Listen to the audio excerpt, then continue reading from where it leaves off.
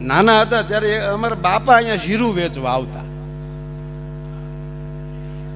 ઊંઝાનું market આ જીરામાં, એટલે અમે ત્યારે એમ થાય કે ઓહો ઠેઠ ઊંઝા જીરું વેચવા જાય, બાપા કેદી પાછા આવશે. માયા આયરને કલ્પના નહોતી કે ઊંઝામ પાછો હું પ્રોગ્રામ કરવા આવી. આ બધું પરમાત્મા એવા વ્યક્તિઓને પસંદ કરતા હોય છે એવા કાર્યો કરવા માટે. હું ઘણીવાર જાહેરમાં કહું છું, હજી મારો પ્રોગ્રામ ચાલુ થયો જ નથી, અહીં તો આ માઇક ટેસ્ટિંગ હાલે છે. એક જગ્યાએ પ્રોગ્રામમાં ગયો ને ભાઈ, એટલે એક ભાઈ મને કીધું, મને કે આ પહેલા તમે કાંઈ આ ગળડન ફળડન કર્યા વગર ડાયરેક્ટ ચાલુ કરી દેતા હો તો. મેં કીધું ભાઈ એવું ન હોય, અમારે સ્તુતિ થઈ જાય મનોમન. આમાં ઘણા એવા ઓડિયન્સમાં માણસો બેઠા હોય કે અમારે યાર અમે જે શ્લોક બોલતા પણ હોય છે. પેલા પ્રાર્થના, અને પછી એની પ્રેરણા થાય ને એ પછી અહીંથી શરૂ થાય. અમારું જામ્યું જામે નહીં, આપણે કહીએ એવું કોઈ દી ન થાય. હમણાં ભૂરો મારી પાસે આવ્યો, મારો મિત્ર ભૂરો, મને કે માયાભાઈ મારા બાપામાં દશરથ રાજામાં કાંઈ ફેર નહીં. લે અરે મેં કીધું ક્યાં તારા બાપા, ક્યાં મહારાજ દશરથ? મને કે હા હા કાંઈ ફેર નહીં. કઈ રીતે? મને કે દશરથ રાજાની ઈચ્છા એવી હતી, એ થાહે જનરેટરમાં ડીઝલ ખૂટ્યું બપોરનું હાલે છે, એ આગળ પાછું શરૂ થઈ જાય. તમે અહીંયા હું તો દેખાવ છું ને બસ યાર. અને આમ તો અમારા બહુ મોટા સિટીમાં મુંબઈમાં ને એમાં હોલમાં પ્રોગ્રામ હોય ને એ આમ જ હોય, ઓડિયોસમાં લાઈટ ન હોય ને અમે જાણે કેમ આમ રેકોર્ડિંગમાં બેઠા હોય. હા, આખું બંધ કરીને મીંદડી દૂધ પીતી હોય ને એવું લાગે, પણ એ જો થઈ ગઈ પાછી, એમાં કઈ વાર લાગે જ નહીં. એટલે મેં ભૂરાને કીધું, મેં કીધું ભાઈ ક્યાં તારા બાપા, ક્યાં મહારાજ દશરથ, જગત આખાનો બાપ રાઘવ, એના પિતા? મને કે એમ વાત નથી. મેં કે તો? મને કે બેયની ઈચ્છા ન પૂરી થઈ. મને કે કઈ રીતે? મને કે રામની ઈચ્છા એવી હતી કે દશરથ રાજાની ઈચ્છા એવી હતી કે રામ ગાદીએ બેહે, અને મારા બાપાની ઈચ્છા એવી હતી કે ભૂરો ભણવા બેહે.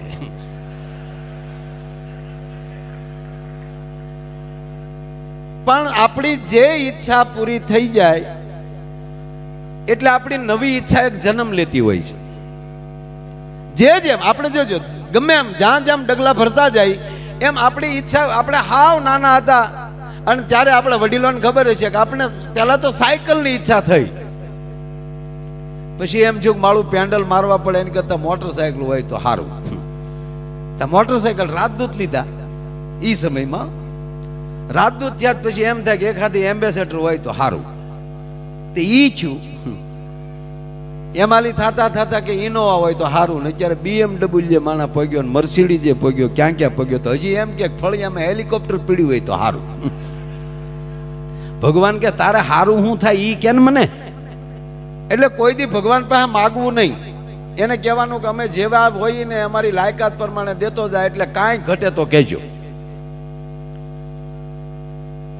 કલેક્ટર સાહેબ ને બધા બેઠા છે, અમારા ભૂરાને સાહેબ કલેક્ટર સાહેબ નું દૂધનું દૈન્યું, સાહેબ ને દૂધ દેવા જાય એને બંગલે. તે એક દી સાહેબ કઈક ઘરે હતા ને એમાં વળી ભૂલથી સાહેબ ને એમ છું કોઈ હાજર નહોતું, સાહેબ પોતે ઉભે કે આય ભૂરા, આય ભૂરા કીધું. ભૂરાએ સાહેબ ને રામ રામ હાથ મિલાવ્યો. પછી તો સાહેબ ગમે એને ગાડી અડાડી દે. કલેક્ટર સાહેબ નું કામ હોય તો ભૂરાને મળી ગયો. એલા તને હાથ મિલાવ્યો એ ગુનો? પછી ગમે ત્યારે આખા ગામમાં કાંઈ કહેવાય તા કે સાહેબ નું કામ હોય તો ભૂરાને મળજો. તે ગામે કીધું, ગામડાને ખબર જ હોય ને કે આ દૂધ દેવા ગયો ને સાહેબ મળી ગયા હોય ને આ મૂળ તો ભૂરો. એટલે ગામે 2-3 જણે કીધું કે અમારે ભૂરા કામ હશે તો કેવું, એ તો બરાબર, પણ તારે તો સાહેબ અરે હાવ તારે ફેમિલી રિલેશન, આપણે દૂધ દે ઈ ચાય ખાય, એટલે પછી એ તો તારું દૈન્યું છે ખાય જ ને. એટલે ગામનાએ કીધું કે એક કામ કર, અમારે કામ હશે ત્યારે કેવું, પણ આ તારા છોકરા ઊભા વાહડા આટા મારે ને એને ત્યાં નોકરી લગાડી દે. એટલે કે હા ઈ હાસો. પૂરો સીધો સાહેબની ઓફિસે, હો કલેક્ટર ઓફિસ. સાહેબને જ ખબર હતી કે આમાં લેવલ કેટલું છે, એટલે લખીને નાલે મોકલ્યું. સાહેબને કયો ભૂરાભાઈ મળવા આવ્યા. એટલે સાહેબની પાસે ચીઠી ગઈ, ભૂરાભાઈ દૂધવાળા આપણું દૂધ દેવા આવે છે, એ મળવા આવ્યા છે. સાહેબને થયું કે આ ત્યાં ત્યાં બહાર વધારે ખોટી કરશું ત્યાં બીજી વાતો કરશે, એની કરતાં બધી મીટિંગો કેન્સલ કરો ને ભૂરાને પહેલાં બોલાવી લો. આય ભૂરા આવ તા કે કેમ છો સાહેબ? આમ આટો ફરીને ઠેઠ સાહેબના ટેબલે રામ રામ મળવા ગયો અંદરથી. પણ કે અહીંયા જ બે તા કે આ પણ વાત સાચી સાહેબ, છોકરાને નોકરીએ લગાડવા છે. સાહેબ કે કેટલું ભણ્યા? ત્યાં ભણ્યા હોય તો અમે થોડા તમારી પાસે આવીએ. એટલે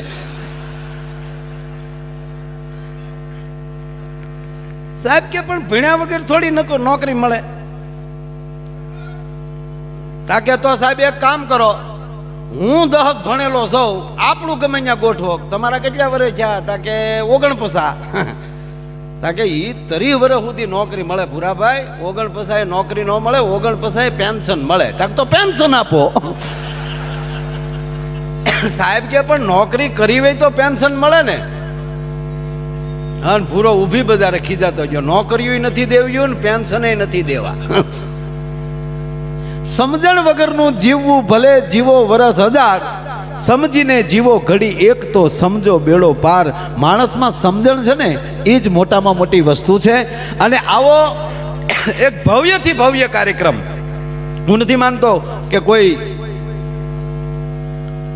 આવી ખેડૂત ઉત્પાદન સમિતિનો આવડો કાર્યક્રમ ક્યાંય ગુજરાતમાં થયો મેં પહેલો જોયો છે ઊંચામાં સાહેબ.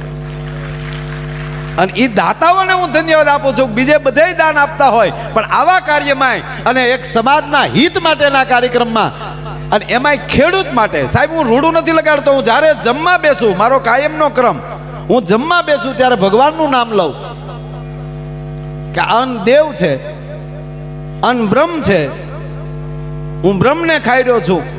એવા સારા વિચારથી ભગવાનનું નામ લઈ અને સાહેબ જ્યારે હું જમી લઉં ત્યારે મારો કાયમનો ક્રમ એટલું કહું, આ અન્ન જે ખેડૂના ખેતરમાં પાક્યું હોય, ભગવાન એનું કલ્યાણ કરજો, એનું અભિરે ભરજો. અને નરું સત્ય છે, માણસ બહુ સંશોધનમાં ચડી જાય. આપણે જોજો, કોઈ પણ માણસ સારું કામ કરતા હોય ને એટલે આપણે 5 જણાની વાતો કરે, ફલાણા ભાઈ બહુ સારા હો, અથવા તો કોઈ આ બેન આ વિસ્તારના ધારાસભ્ય, અને જે વિસ્તારમાં સારા સભ્યો મળે ને એ સારી વાત છે. નગર અમુક જગ્યાએ ધારાસભ્ય હોય પણ સારા સભ્ય ન હોય. હા, હું તમને એક સમયની વાત કરું. એક વખતે એક ધારાસભ્ય ગાંધીનગર ગયા, ત્યાં કોકે પૂછ્યું કે ઇંગ્લિશ ફાવે? ધારાસભ્ય કે સારું હોય તો દેશી ફાવે.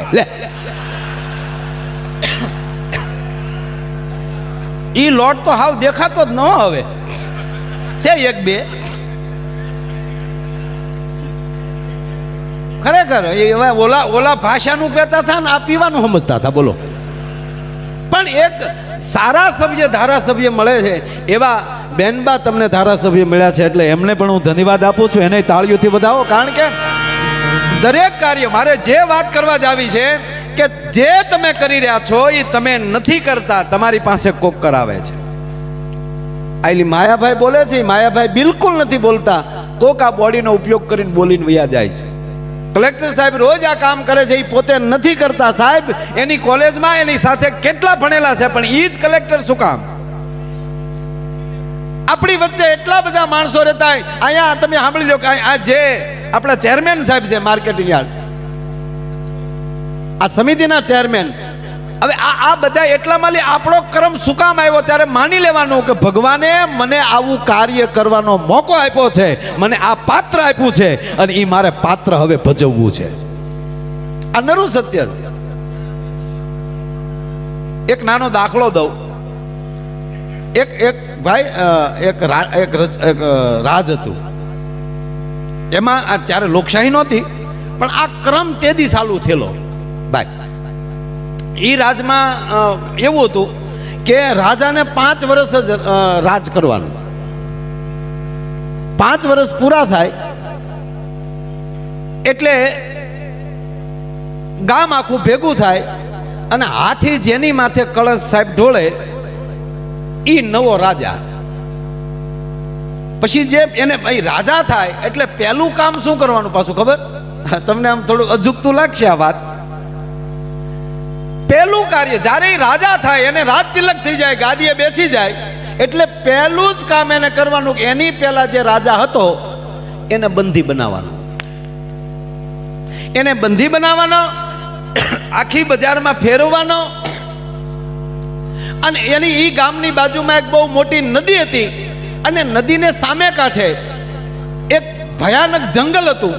અને ઈ જંગલમાં માનવ ભક્ષી પક્ષીઓ, પ્રાણીઓ આ બધા રહેતા હતા. ગીધ ને સિંહ, પક્ષી ઉપાડી જાય, પ્રાણીએ ઉપાડી જાય, આવા માનવ ભક્ષી બધા અહીંયા રહેતા હતા. એટલે ઈ જંગલમાં રાજાને મૂક્યાવાનો, એટલે બીજી વાર પાછો ગામમાં ન આવે. આ સિસ્ટમ કરી, ધ્યાનથી સાંભળજો આ વાત. હવે આપ જાણીએ કે ઈ રાજાને જ્યારે બાંધીને નીકળે એટલે બે પ્રકાર જોવા મળતા હતા. કોઈ રાજાને બાંધીને નીકળે તો સાહેબ પ્રજા રોતી હતી, અરે રે 5 વર્ષ આપણું કેવું કામ કર્યું. અમુક ને નીકળે બાંધીને એટલે પ્રજા પાછળ દેકારો કરતી હતી, ધૂળ ઢેફા ઉડાડતા હતા. અને ઓલો કગળ્યા કરે કે મને મૂકી ગયો, હું ગામમાં નહીં રહું, હું બીજી વાર નહીં આવું, પણ મને મૂકી ગયો. આવી પરિસ્થિતિ 5-5 વર્ષે બનતી હતી આ રાજમાં. હવે જોવું, એમાં એક રાજાએ 5 વર્ષ પૂરા કર્યા, બીજા રાજા બન્યા. ત્યારે આને જ્યારે બંધી બનાવવામાં આવ્યો ત્યારે રાજાએ કીધું કે તમારે મને બંધી બનાવવાની જરૂર નથી, આપ કયો ને હું ચાલીશ, હું ભાગીશ નહીં. અને સાહેબ ઈ રાજા ખુલ્લા હાથે એમ કહેવાય કે બજારમાંથી નીકળે છે, પબ્લિક એને પગે લાગે છે. અરે રે દેવ જેવો રાજા, આપણું કેટલું કામ કરેલું. એ દેવ જેવો રાજા એમ કહેવાય, પણ હસતા મુખે. દરેક રાજાઓ રડતા હતા, જેને બંધન બાંધતા હતા ત્યારે રાડ્યો નાખતા હતા. આ એક પહેલો એવો રાજા હતો કે હસતો હતો, પબ્લિકનું અભિવાદન સ્વીકારતો જતો હતો. પ્રજાને દુઃખ હતું, કરે રે આ રાજાને હમણાં જંગલમાં મૂક્યા આવશે, અલાવો દેવ જેવો રાજા આપણે ગુમાવશું. પણ રાજાના મોઢા ઉપર સાહેબ કડકસલી નહોતી. ગામને આશ્ચર્ય, રાજા જે નવો બન્યો એને આશ્ચર્ય કે આ પેલો એવો માણસ છે કે હસતો હસતો જાય છે, એને મોતની જરા પણ બીક નથી. બીજા પૂછે તો ટૂંકો જવાબ આપી દે કે હારું જીવ્યો છો ને, જગતમાં લીવ્યો જાય, તમારા હૃદયમાંથી જવાનો કે નહીં, તક તો એનું મને ગૌરવ છે. પણ ઘટના ક્યારે ઘટી કે જે નૌકામાં જ્યારે બેસાડતા ઓલા નાવિક જે છે એ સામે કાંઠે ઉતારી દે, તો એ પેઢીઓથી નાવું હકારતો હતો. એ માણા એના પહેલો એવો રાજા જોયો કે નૌકાની અંદર બેઠો બેઠો પણ ગીત ગાતો હતો. ત્યારે ઓલો નૌકાવાળાએ કીધું કે વડીલ, હવે તો તમે રાજા છો નહીં, પણ હવે વડીલ તરીકે હું તમને એટલું કહું, મારા જીવનની પહેલી આ ઘટના છે કે આવી રીતે ગીત ગાતો ગાતો માણસ એમ કહેવાય કે હામાં જંગલમાં જતો હોય. તમને મોતનો ડર નથી? બિલકુલ નહીં. અર્થ એટલો કે જરા તમે કાન માંડો ને. નૌકાવાળાએ કાન માંડ્યા તો સાહેબ હામા કાંઠે નોબતું વાગતી હતી, ઢોલ વાગતા હતા કે મહારાજ આ શું, કે જ્યારે હું રાજા બન્યો ત્યારે મેં પહેલું જ કાર્ય એ કર્યું કે મારા રાજમાં અને આ જંગલમાં સ્વચ્છતા અભિયાન થાય, ચોખાવ થાય. એટલે જંગલ પણ ચોખ્ખું કર્યું, મારું નગર પણ ચોખ્ખું કર્યું.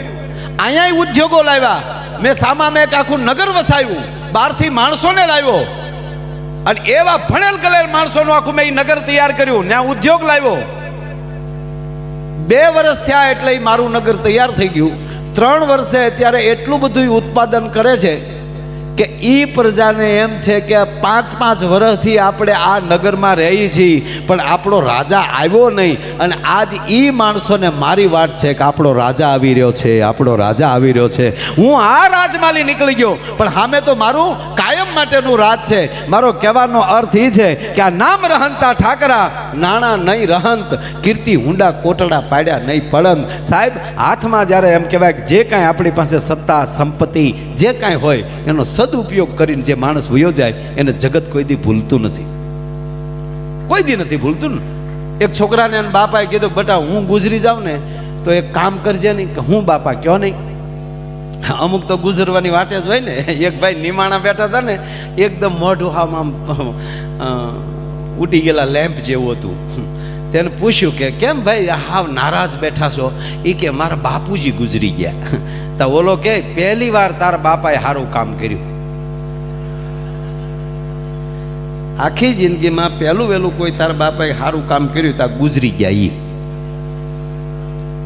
બાકી તારા બાપે આખા ગામના ટકા જ કર્યા. તા ઓલો બેઠો બેઠો કે હા હાશી વાતો આખા ગામના ટકા મારા બાપાએ કર્યા જ હશે. તા કેમ? તા કે આ જો ને મારે કરવો પડ્યો, જાતા જાતા મારો બાપ મારોય કરતો ગયો. એટલે ભાઈ એના છોકરા એને કીધું કે હું ગુજરી જાઉં ત્યારે બેટા કામ કરજે તું. શું? એ કે મારા આ તૂટલા બૂટ અને તૂટલા મોજા મેં પહેલી વાર બેટા લીધેલા ને, જ્યારે હું ઓલો થયો ત્યારે મેં પહેલી વાર આ બૂટ મેં લીધેલા, એટલે મને મારી જૂની યાદી છે. એટલે હું ગુજરી જાઉં ત્યારે મને છેલ્લે પહેરાવી દેજો. કાંઈ વાંધો નહીં બાપા. એ સમય જતા એ દાદા ગુજરી ગયા. એટલે એના દીકરાએ કીધું, જે વડીલો હતા, પંડિતો બેઠા હતા, કે આ બૂટ ને આ મોજા આ મારા બાપાને પહેરાવાના છે. મારા બાપાની ઈચ્છા હતી. તો બધા કે ભાઈ અત્યારે શરીરમાં કાંઈ વસ્તુ લગાડાય નહીં, ખાપણ સિવાય આને કાંઈ દેવાય નહીં. વિધિ વિધાન ના પાડે. સંસ્કાર અગ્નિ સંસ્કાર છે. આ એક સંસ્કાર છે આપણા જીવનના. એમાં આવું તૂટલું ફૂટલું કાંઈ કોઈ વસ્તુ હાથમાં વાળની વીંટી ન હોવી જોઈએ. 5 ગામના વડીલોએ કીધું કે એના છોકરાની ઈચ્છા હોય તો શીખો ને. તાકે ન શીખાય ભાઈ. ત્યાં એના બાપાની ચીઠી નીકળી. એના બાપાએ ચીઠીમાં લખ્યું હતું કે બેટા તૂટલા મોજાય જો હારે ન આવતા હોય તો સંપત્તિ ક્યાંથી હારે આવશે. માટે સારો સમય મળે ને તો જગતમાં સારું કામ કરતો જાજે, જેથી કરીને જગત તને યાદ કરે. બાકી કોઈ વસ્તુ હારે નહીં આવે ભલા માણસ. અને હારે જો આવતું હોત, હારે જો આવતું હોત તો પહેલા પાર્સલ કરી નાખત ને બધું. આપણે નથી, આપણે આ ઘણા પ્રદેશમાં જવું હોય, અમેરિકા જવું હોય તો આપણે ઘણા નથી 2 દી કહેતા બેગ તૈયાર કરો છો, એકચ્યુઅલી યુકે જવું છે.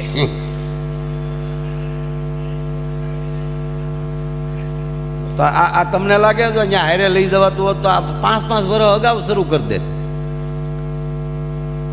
પણ મારો વાલીડો ભગવાન એવો છે ને, કોઈને ખબર જ નથી પડવા દેતો. એ લે આ લે એટલું જ થાય હો.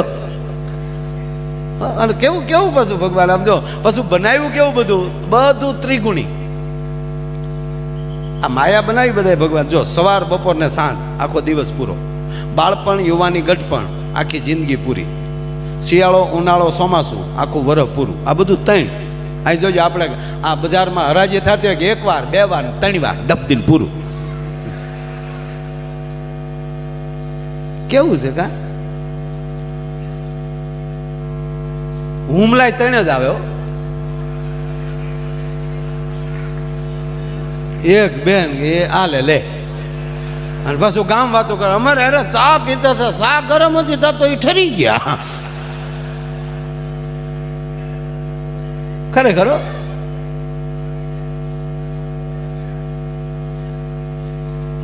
બધી વસ્તુ જો તમે આ જ્ઞાન અને વિજ્ઞાનમાં ફેર શું છે ભાઈ? જ્ઞાન છે એ જાણકારી, જાણવું એનો અર્થ થાય જ્ઞાન. અને એ જ્ઞાન પ્રાપ્ત કર્યા પછી વિશેષ ઉમેરો કરીને એને સારું કરવું, આનું નામ વિજ્ઞાન. આપણા શાસ્ત્રોમાં વાંચ્યું વૈજ્ઞાનિકોએ કે આરું આવી રીતે પ્લેન હોય, રાવણ પાસે હતું તો આકાશમાં આરું ઉડાતું તો હશે. તે કેવા એને પ્રયોગ કર્યા છે? પ્રયોગ બીજા કર્યા ને ટેસડા આપણે કરીએ. બોલો, આ પ્રયોગ તો બીજાએ જ કર્યા ને ભાઈ. આ જો આ પહેલી વહેલી અહીંયા બજારની જે સ્થાપના થઈ છે અને કેટલા વર્ષ થયા છે, એને કેવી રીતે ખેડૂને સમજાવ્યા છે કે બાપા આ બધું ભેગું રાખો. અને હકીકત સહકાર વગેરે આ ઉધાર જ નથી, સાથે જ રહેવું. હમણાં હું એક ભાઈ આફ્રિકાના દેશમાં સાહેબ ગયો હતો, રવાંડામાં હું ગયો એટલે અમને અગાઉ કહેવામાં આવ્યું કે કોઈ જગ્યાએ કચરો તો નાખતા જ નહીં, ભૂલથી. બહુ ચોખ્ખો દેશ છે, નકર આફ્રિકાનો દેશ ચોખ્ખો. હા, પછી એને વાત કરી કે 94માં આપણી હારે જ હતા આ લોકો. 94 સુધી ત્યાં પણ જ્ઞાતિઓ હતી, જ્ઞાતિવાદ હતો. અને 94 ની અંદર 2 જ્ઞાતિ વચ્ચે, એક હુતુ કરીને કોઈ જ્ઞાતિ, એક બીજી જ્ઞાતિનું નામ હું ભૂલી ગયો સાહેબ. 2 જ્ઞાતિ વચ્ચે યુદ્ધ થયું, ધીંગાણું થયું, તોફાન થયું. અને આખા દેશમાં એમ કહેવાય ખબર પડી કે આ બે કોમ બાંધે છે. ઈ તાલુકામાં ઈ ગામમાં બે કોમો મળે બાંધવા. સાહેબ 100 દિવસ 94 ની જ વાત કરું છું, વધારે નહીં. 1994માં ઈ એટલું બધું તોફાન 100 દિવસ ચાલ્યું. 100 દિવસમાં સાહેબ 10 લાખ માણસ અંદરો અંદર કપાઈ ગયું છે. 10 લાખ. અને એ દેશમાં 200 જેટલા એના સ્મારકો બનાવ્યા છે સામૂહિક દફન વિધિના. અને એ કાલના જે વડાપ્રધાન હતા હજી ઈનાઈ છે, એ માણસે એ દેશમાં લઈ જ્ઞાતિ જ નાબૂદ કરી નાખી કે જેને રહેવું હોય એ રવાંડી તરીકે રહ્યો. અને આજ પછી આ દેશમાં અંદરો અંદર કોઈ પણ પ્રકારનો વાદ વિવાદ ન હોવો જોઈએ. અને સાહેબ આજ 94માં ખાલી એક ઈચ્છા છે તો આજ વર્લ્ડના 8મા ક્રમની ચોખ્ખાઈ વાળો દેશી બન્યો છે. અને તમે આવા બધા અહીંયા તો અમારા ભાવનગરથી માંડીને અહીંયા સુધી આપણે વહી આવો તો આપણા તો જિલ્લાય બધા એવા છે, ખેડૂ અહીંયા એવા છે, વેપારીઓ અહીંયા એવા છે. કોઈ પણ ક્ષેત્રનો માણસ તમે લઈ લો, ભારતનો માણસ ગમે ત્યાં હશે, ગુજરાતનો માણસ ગમે ત્યાં હશે, ક્યાંય કોઈ દી પાછો નહીં પડે ઘર સિવાય.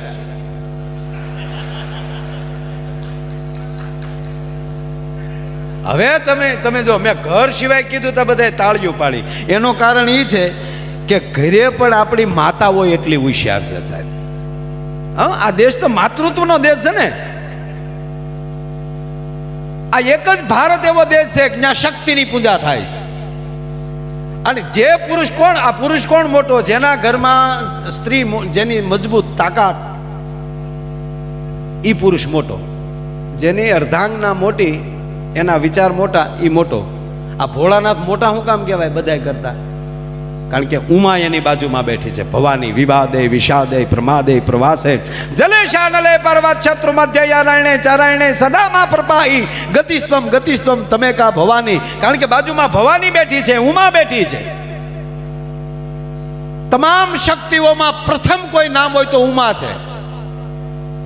હિમાચલમાં ભગવતી જ્યારે એમ કહેવાય કે યજ્ઞમાં જ્યારે સતીએ પડતું મૂક્યું અને બીજો જન્મ જ્યારે હિમાલયના ઘરે લીધો, ત્યારે જન્મની સાથે કોઈ નામ હોય તો ઉમા. અને મહાદેવે વધારે એના મુખેથી નામ લીધું હોય તો ઉમા. જ્યારે પાર્વતીને બોલાવવાનું થયું, પાર્વતી તો તપ કર્યા પછી નામ આવ્યું, પણ બાલ્ય અવસ્થામાં નામ હતું ઉમા. અને એ નામ મહાદેવને બહુ ગમતું, એટલે જ્યારે કઈ બોલાવવાનું થાય ત્યારે મહાદેવ ઉમા તરીકે બોલાવતા હતા. રામાયણનો કોઈ પણ સોપાઈ લઈ લ્યો, ભગવાન શિવની એ ઉમા કહું મેં અનુભવ અપના, આ ભગવાન શિવ બોલે.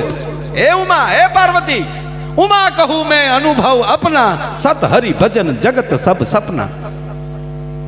એટલે મહાદેવ મોટા છે, બાજુમાં પાર્વતી ઉમા બેઠી છે. રામ મોટા છે, એને આપણે બધા ભગવાન કહી છે. શું કામ? એની બાજુમાં કહેવાય કે મારી તમારી જગદંબા જગતજનની જાનકી બેઠી છે.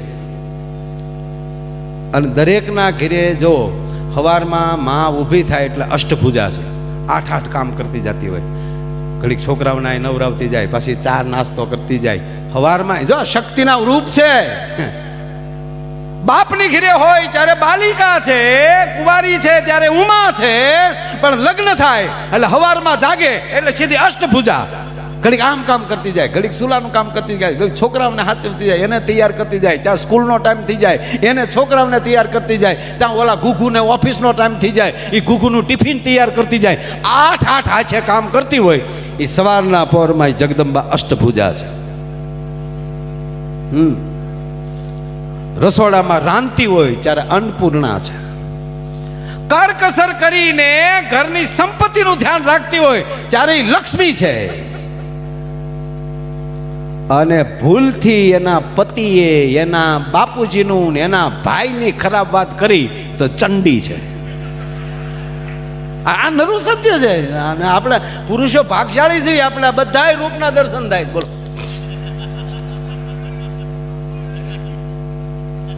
રામ મહાન છે, તેના ઘરમાં માં જાનકી બેઠી છે. ભગવાન કૃષ્ણ મોટા છે તો બાજુમાં વામ ભાગે રાણી રાધિકા બિરાજે છે. જો કૃષ્ણના જીવનમાં રાધાને આવ્યા હોત ને તો એ કૃષ્ણ આધા હોત. આ મને એ નથી સમજાતું કોણે એવું કર્યું કે ભજન કરવું હોય ભક્તિ કરવી હોય એને કુંવારા રહેવું. એ મને આમાં ભગવાન જેટલાને મળ્યો છે ને એ કે કુંવારા નથી મળ્યો, પરણેલાને જ ભગવાન મળ્યો છે. શેઠ સગાળચાને મળ્યો, નરસિંહ મહેતા પરણેલા, મીરાબાઈ પરણેલા. ગ્રસ્થાશ્રમ ને પેલો આશ્રમ કહેવામાં આવ્યો, એને જ ભગવાન મળ્યો છે. હા, એ સંન્યાસ આશ્રમ છે 100%, એને પ્રણામ. પણ ઘણા એમ કે તુમ સંસારીઓ કો તુમકો ક્યાં પતા ચલે એમ કે. આપણે એમ કહીએ ને ઘણા ને બાપુ જય સિયારામ, અરે જય સિયારામ વાલે જાઓ, તુમ સંસારીઓ કો ક્યાં પતા ચલે. લે એટલે અમે સંસારીઓ એમ ફાળા અમારી પાસે કરો છો ને સંસારીઓ મોળા હોય નહીં. એ યોગની ધારા આખી જુદી વસ્તુ છે. પણ ભગવાન સાહેબ મળ્યો તો સંસારીઓને જ મળ્યો એ વાત 100%. જેને મૂળ વાત ઉપર આવું સાહેબ કે જેના ઘરમાં જેની પત્ની સારા એ પુરુષ મોટો.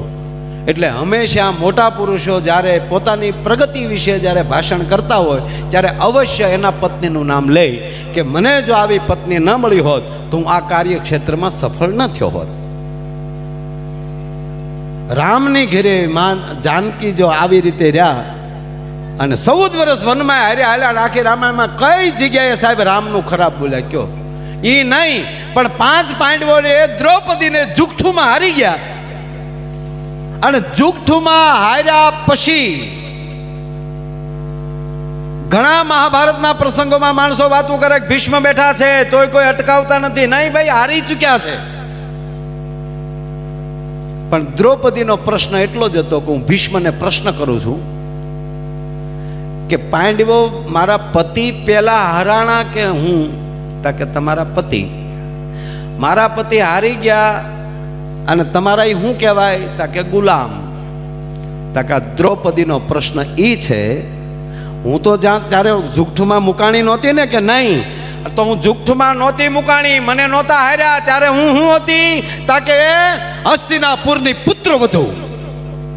તા કે દાદા ભીષ્મ મને જવાબ દે કે તમારા હસ્તિનાપુરના ગુલામો તમારી પુત્ર વધુઓને દાવમાં મૂકી શકે?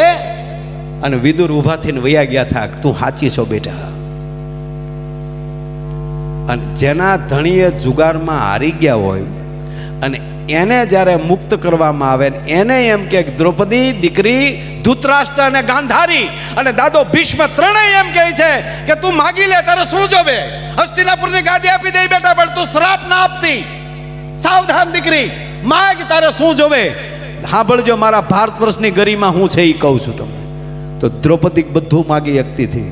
અને જેના ધણીએ દાવમાં મૂકી દીધી હોય એ પતિ ઉપર ક્રોધ ન ચડ્યો હોય? પણ બિલકુલ નહીં. પહેલું વહેલું જો કઈ દ્રૌપદીએ માગ્યું હોય ને તો ધૃતરાષ્ટ્રને ગાંધારી સામે હાથ જોડી અને ભારત વર્ષની દ્રૌપદી એટલું બોલી હતી કે પહેલા મારા પતિને છૂટા કરો, એને ગુલામમાંથી મુક્ત કરો. આ નિયમ છે સાહેબ.